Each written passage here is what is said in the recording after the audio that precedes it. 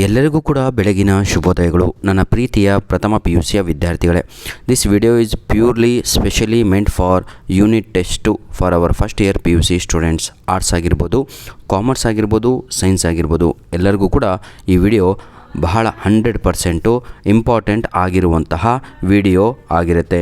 ದಯವಿಟ್ಟು ನನ್ನ ಪ್ರೀತಿಯ ವಿದ್ಯಾರ್ಥಿಗಳೇ, ಯಾರ್ಯಾರೆಲ್ಲ ಇಂಗ್ಲೀಷಿಗೆ ತಯಾರಿಯನ್ನು ನಡೆಸ್ತಾ ಇದ್ದೀರಾ, ಈ ಎಲ್ಲ ಪ್ರಶ್ನೆಗಳನ್ನು ಫಸ್ಟ್ ರೆಡಿಯಾಗಿಬಿಟ್ಟು ಫಿಕ್ಸ್ ಪ್ರಶ್ನೆಗಳು ಎಕ್ಸಾಮಲ್ಲಿ ಚೆನ್ನಾಗಿ ಉತ್ತರವನ್ನು ಬರಿಬೇಕು. ಬಹಳ ಜನ ಸರ್ ಕಮೆಂಟ್ಸ್ಗಳಲ್ಲಿ ಸರ್ ಇಂಗ್ಲೀಷ್ ಕ್ವಶನ್ ಪೇಪರ್ ಕೊಡಿ ಯೂನಿಟ್ ಟೆಸ್ಟುದು ಅಂತ ಕೇಳ್ತಾ ಇದ್ದೀರಾ. ಯಾರ ಹತ್ರನೂ ಇಲ್ಲ ಕಣಪ್ಪ. ಯಾರಾದರೂ ಅಪ್ಲೋಡ್ ಮಾಡಿದರೆ ಅದು ಲಾಸ್ಟ್ ಇಯರ್ ಕ್ವಶನ್ ಪೇಪರ್ ಆಗಿರುತ್ತೆ. ಆದರೆ ಲಾಸ್ಟ್ ಇಯರಿಗೂ ಈ ಇಯರಿಗೂ ಗಜಗಜಾಂತರ ವ್ಯತ್ಯಾಸ ಇದೆ. Lot of differences are there.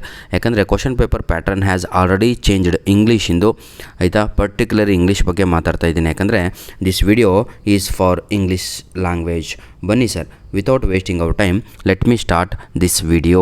ಈ ಒಂದು ವಿಡಿಯೋನ ಪ್ರಾರಂಭ ಮಾಡೋಕ್ಕಿಂತ ಮುಂಚಿತವಾಗಿ ನಾವೇನೆಲ್ಲ ನಮ್ಮ ಒಂದು ಯೂಟ್ಯೂಬ್ ಚಾನಲಲ್ಲಿ ಅಪ್ಲೋಡ್ ಮಾಡಿದ್ದೇವೆ ಅಂತ ಹೇಳ್ತಾ ಹೋಗ್ತಾನೆ. ಪ್ರತಿಯೊಂದು ಸಬ್ಜೆಕ್ಟಿನ ಆರ್ಟ್ಸು, ಕಾಮರ್ಸು, ಸೈನ್ಸು ನಿಮಗೇನು ಬೇಕೋ ಸಂಪೂರ್ಣವಾಗಿ ಅಪ್ಲೋಡ್ ಆಗಿದೆ. ವಿತ್ ಕೀ ಆನ್ಸರ್ ಅಪ್ಲೋಡ್ ಆಗಿದೆ. ಅರ್ಥ ಆಗುತ್ತಲ್ವಾ? ನಿಮ್ಮ ಯೂನಿಟ್ ಟೆಸ್ಟಿಗೆ ಏನು ಬೇಕೋ ಸಂಪೂರ್ಣವಾಗಿ ಅಪ್ಲೋಡ್ ಆಗಿದೆ. Chapter wise important questions upload ಆಗಿದೆ. ಇಂಗ್ಲೀಷಿಂದ ಹೇಳ್ತಾ ಇರೋದು ನೋಡಿ. ಫೆಡ್ರಿಕ್ ಡೌಗ್ಲಾಸ್ ಅಂತ ನಿಮಗೆ ಯೂನಿಟ್ ಟೆಸ್ಟುಗೆ ಚಾಪ್ಟರ್ ಇದೆ ಇಂಗ್ಲೀಷಲ್ಲಿ, ಫಸ್ಟ್ ಇಯರ್ PUC ಚಿಲ್ಡ್ರನ್. ಅರ್ಥ ಆಗುತ್ತಲ್ವ? ಆ ಪಾಠ ಚಾಪ್ಟರು 10 ಆಗಿರುತ್ತೆ. ಚಾಪ್ಟರ್ 10 ಫೆಡ್ರಿಕ್ ಡೌಗ್ಲಾಸ್, ಆಯಿತಾ. ವೈ ವಾಸ್, ಈಗ ಮೊದಲನೆಯ ಪ್ರಶ್ನೆ ನಾನು ನಿಮಗೆಲ್ಲರಿಗೂ ಕೂಡ ಕೊಡ್ತಾ ಇದ್ದೇನೆ. Y was not Douglas affected much by he's mother. ಹಾಗಿದ್ದರೆ ಸ್ವಲ್ಪ ನಾನು ನಿಮಗೆ ಒಂದು ಪ್ರಶ್ನೆಯನ್ನು ಕೇಳ್ತೇನೆ. ಫೆಡ್ರಿಕ್ ಡೌಗ್ಲಾಸ್ರವರ ತಾಯಿಯ ಹೆಸರನ್ನು ತಾವುಗಳು ಈಗ ತಿಳಿಸಬೇಕು. ನನಗೆ 1 ನಿಮಿಷದ ಅವಕಾಶವನ್ನು ಕೊಡ್ತೇನೆ.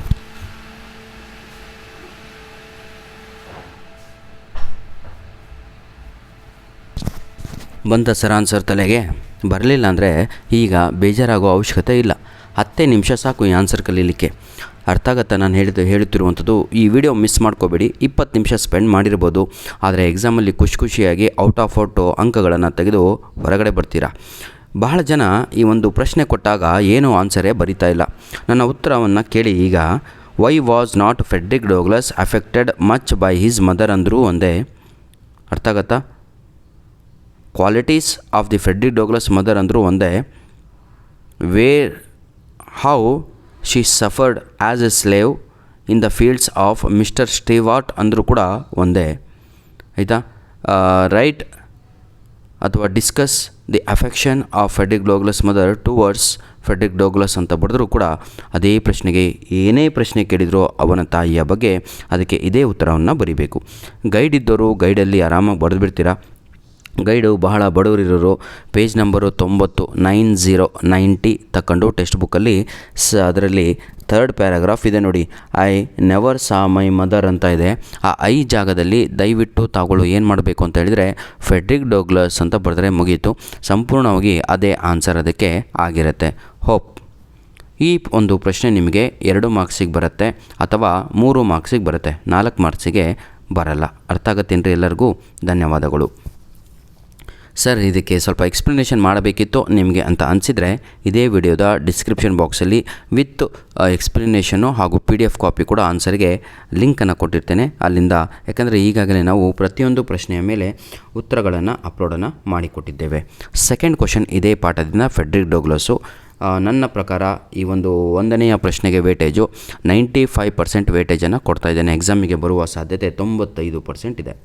Describe Frederick Douglas experience as a slave. Frederick Douglas ಒಬ್ಬ ಜೀತದಾಳು ಆಗಿದ್ದಾಗ ಅವನ ಎಕ್ಸ್ಪೀರಿಯನ್ಸ್ ಬಗ್ಗೆ ಬರೆಯಿರಿ ಅಂತ ಇದೆ. Describe Frederick Douglas experience as a slave ಅಂತ ಇದೆ. ಸ್ಲೇವ್, ಆಯಿತಾ. ಅವನ ಎಕ್ಸ್ಪೀರಿಯನ್ಸನ್ನು ಬರೆಯಿರಿ ಅಂತ ಇದೆ. ಭಾಳ ಈಸಿ ಕಣ್ರಿ, ಏನೂ ಇಲ್ಲ. Frederick Douglass he started to raise a question, why this separation is made for ಅಂತ. ಯಾವ separation? The mother and child separation is made for.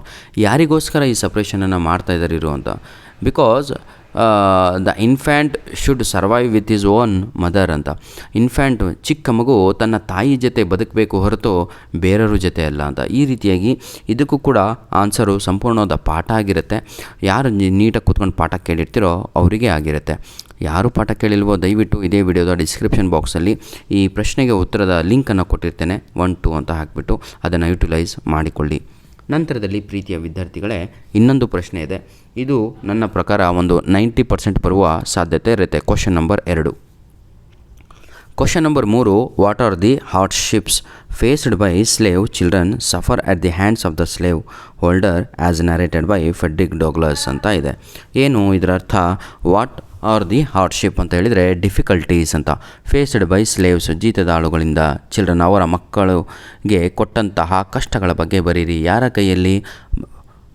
White masters ಕೈಯಲ್ಲೂ ಕೂಡ ಹಾಗೂ ಸ್ಲೇವ್ಸ್ ಅವರ ಮಿಸ್ಟ್ರೆಸ್ ಕೈಯಲ್ಲೂ ಕೂಡ. ಆಯಿತಾ? ಯಾವ ರೀತಿಯಾಗಿ ಅದರ ಬಗ್ಗೆ ಬರೆಯಿರಿ. ಫೆಡ್ರಿಕ್ ಡೋಗ್ಲಾಸ್ ಯಾವ ರೀತಿಯಾಗಿ ಆ ಪಾಠದಲ್ಲಿ ಹೇಳಿದ್ದಾನೆ ಅಂತ. ಕ್ವಶನ್ ನಂಬರ್ 3 ಯಾರಿಗೆ ಬರಲ್ವೋ ದಯವಿಟ್ಟು ಸಂಪೂರ್ಣವಾದ ಪಾಠನೇ ಆಗಿರುತ್ತೆ ಇದು, ಯಾಕಂದರೆ ಪಾಠ ಕೇಳಿದವರಿಗೆ ಗೊತ್ತಾಗಿರುತ್ತೆ. ಹಾಗಾಗಿ ನನ್ನ ಪ್ರೀತಿಯ ವಿದ್ಯಾರ್ಥಿಗಳೇ, ಇದು ಕೂಡ ನಿಮ್ಗೆ ಆನ್ಸರ್ ಗೊತ್ತಿಲ್ಲ ಅಂದರೆ ಇದೇ ವಿಡಿಯೋದ ಡಿಸ್ಕ್ರಿಪ್ಷನ್ ಬಾಕ್ಸಲ್ಲಿ ಅದರ ಒಂದು PDF ಕಾಪಿ ಲಿಂಕನ್ನು ಕೊಟ್ಟಿರ್ತೇನೆ. ಅಲ್ಲಿಂದ ತಾವುಗಳು ಆ ವಿಡಿಯೋನ ಸಂಪೂರ್ಣವಾಗಿ ಕತೆ ಕೇಳಿಬಿಟ್ಟು ಡೌನ್ಲೋಡನ್ನು ಮಾಡಿಕೊಳ್ಳಿ. ನನ್ನ ಪ್ರಕಾರ ಇದಕ್ಕೂ ಕೂಡ ವೇಟೇಜು 95% ವೇಟೇಜನ್ನು ನಾನು ನಿಮಗೆ ಕೊಡ್ತಾ ಇದ್ದೇನೆ. ಇಲ್ಲಿಗೆ 3 ಪ್ರಶ್ನೆಗಳು ಆ ಒಂದು ಪಾಠದಿಂದ ಮುಕ್ತಾಯಗೊಳಿಸಿದ್ದೇನೆ. ಯಾವುದು? ಫೆಡ್ರಿಕ್ ಡೋಗ್ಲಾಸ್ನಿಂದ ಕೇವಲ 3 ಪ್ರಶ್ನೆಗಳನ್ನು ಕೊಟ್ಟಿದ್ದೇನೆ. 2 ಪ್ರಶ್ನೆಗಳು ನಿಮ್ಮ ಎಕ್ಸಾಮಿಗೆ ಬರುತ್ತೆ. Next, summary of the poem and old women ಅಂತ ಇದೆ.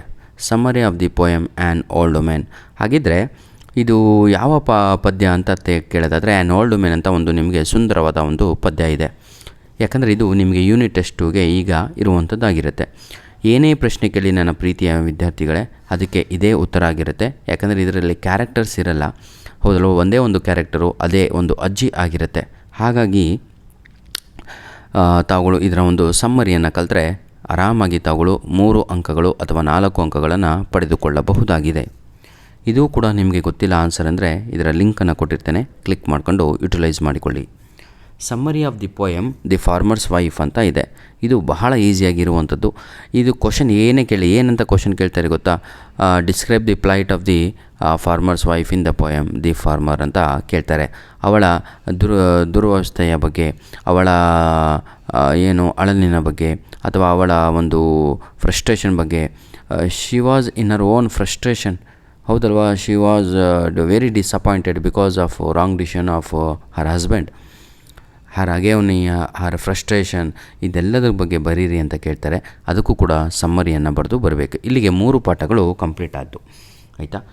ಈಗ ಇನ್ನೊಂದು ಪಾಠ ಇದೆ. ಬಹಳ ಜನಕ್ಕೆ ಈ ಪಾಠ ಇಲ್ಲ ಅನಿಸುತ್ತೆ, ಯಾಕಂದರೆ ಆಲ್ರೆಡಿ ಮಿಟ್ರಮಿ ಕೊಟ್ಟಿದ್ದರು. ಆದರೆ 50% ಡಿಸ್ಟ್ರಿಕ್ಗಳಲ್ಲಿ ಈ ಪಾಠ ಕೂಡ ಇದೆ. ಯಾವುದು ಅಂದರೆ ವಾಚ್ಮ್ಯಾನ್ ಆಫ್ ದಿ ಲೇಕ್. ನನ್ನ ಪ್ರೀತಿಯ ವಿದ್ಯಾರ್ಥಿಗಳೇ, ಇದರಲ್ಲಿ 3 ಪ್ರಶ್ನೆಗಳನ್ನು ಕೊಡ್ತೇನೆ. 2 ಪ್ರಶ್ನೆಗಳು ನಿಮ್ಮ ಒಂದು ಯೂನಿಟ್ ಟೆಸ್ಟುಗೆ ಫಿಕ್ಸ್ ಆಗಿರುತ್ತೆ. ಫಾರ್ ಎಕ್ಸಾಂಪಲ್, ಹೌ ಡಸ್ ಮಾರಾ sacrifice is life for the people in watchman of the lake ಅಂತ ಇದೆ. ಯಾವ ರೀತಿಯಾಗಿ ಮಾರ ಅಂತ ಒಬ್ಬ ಕ್ಯಾರೆಕ್ಟರು ತನ್ನ ಜೀವವನ್ನೇ ಕೊಟ್ಟು, ಸ್ಯಾಕ್ರಿಫೈಸ್ ಅಂದರೆ ಅರ್ಥ ಆಯ್ತಲ್ವ, ತ್ಯಾಗವನ್ನು ಮಾಡಿಬಿಟ್ಟು ತನ್ನ ಜೀವವನ್ನು his life for the people, ಆ ಊರಿನ ಜನರಿಗಾಗಿ, ಅಥವಾ ಮಾರ್ಟಲ್ಸ್ ಅಂತ ಬಂದರೂ ಕೂಡ ಅದೇ, ಅಥವಾ ಇನ್ಹ್ಯಾಬಿಟೆಂಟ್ಸ್ ಅಂತ ಬಂದರೂ ಕೂಡ ಅದೇ, ಅಥವಾ to save the life of river ಅಂತ ಕೇಳಿದರೂ ಕೂಡ ಅದೇ ಆಗಿರುತ್ತೆ. ಹೌ ಡಸ್ ಅಂತ ಇದೆ. ಇದು ಕೂಡ ಬಹಳ ಅಂದರೆ ಬಹಳ ಈಸಿಯಾಗಿ ಇರುವಂಥದ್ದು ನನ್ನ ಪ್ರೀತಿಯ ವಿದ್ಯಾರ್ಥಿಗಳೇ. ಕಥೆಯನ್ನು ಬರಿಬೇಕಾಗಿರುತ್ತೆ ನೀವು. ಸೆಕೆಂಡ್ ಸ್ಟೋರಿ ಇದೆ ಅಲ್ವಾ, ಯಾವುದು? ರಾಜನಿಗೆ ರಾತ್ರಿಯ ಸಮಯದಲ್ಲಿ ಮಾರ ಬಂದುಬಿಟ್ಟು, oh king the goddesses has commanded to empty this land ಅಂತ. The goddesses has told me that she is going to destroy this lake today's night ಅಂತ. ಈ ರೀತಿಯಾಗಿ ಆ ಕತೆ ಬಹಳ ಚೆನ್ನಾಗಿದೆ, ಅದನ್ನು ಇಲ್ಲಿ ಬರಿಬೇಕಾಗಿರುತ್ತೆ. ಯಾರಿಗೂ ಗೊತ್ತಿಲ್ವೋ ಇದೇ ವಿಡಿಯೋದ ಡಿಸ್ಕ್ರಿಪ್ಷನ್ ಬಾಕ್ಸಲ್ಲಿ ಲಿಂಕನ್ನು ಕೊಟ್ಟಿರ್ತೇನೆ. How did Mara react to the goddesses when she appeared before him. ಯಾವ ರೀತಿಯಾಗಿ ಮಾರ ರಿಯಾಕ್ಟ್ ಮಾಡ್ತಾನೆ?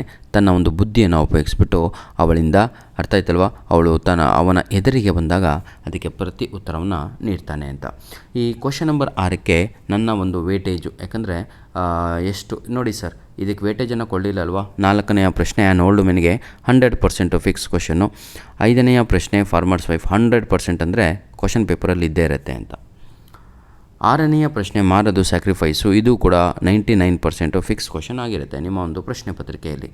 ಈ ರೀತಿಯಾಗಿ ನನ್ನ ಪ್ರೀತಿಯ ವಿದ್ಯಾರ್ಥಿಗಳೇ, ಇನ್ನೊಂದು ಪ್ರಶ್ನೆ ನಿಮಗೆ ನಾನು ಕೊಡೋದನ್ನು ಬಿಟ್ಟೆ.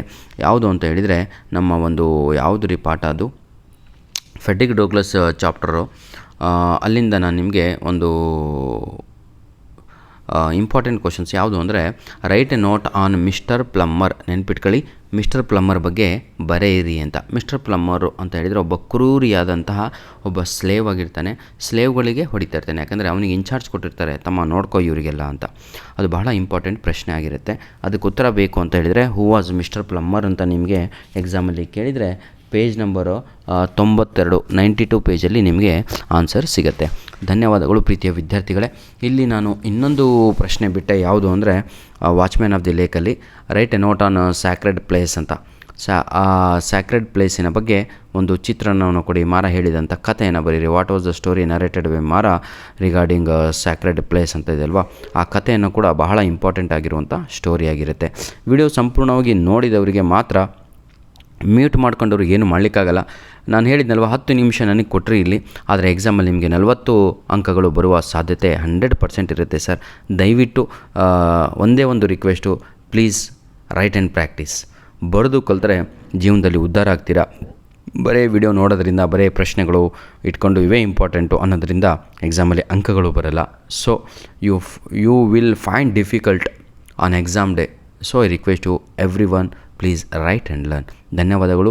ನಿಮಗೆ ಗ್ರಾಮರ್ ಬೇಕಾಗಿರೋದು ಎಲ್ಲದೂ ಕೂಡ ಅಪ್ಲೋಡ್ ಆಗಿದೆ ಸರ್. ಇದೇ ವಿಡಿಯೋದ ಡಿಸ್ಕ್ರಿಪ್ಷನ್ ಬಾಕ್ಸಲ್ಲಿ ಅದರ ಲಿಂಕನ್ನು ಕೊಟ್ಟಿರ್ತೇನೆ ಅಂತ ಹೇಳ್ತಾ ವಿಡಿಯೋವನ್ನು ಇಲ್ಲಿಗೆ ಮುಗಿಸ್ತಾ ಇದ್ದೇವೆ.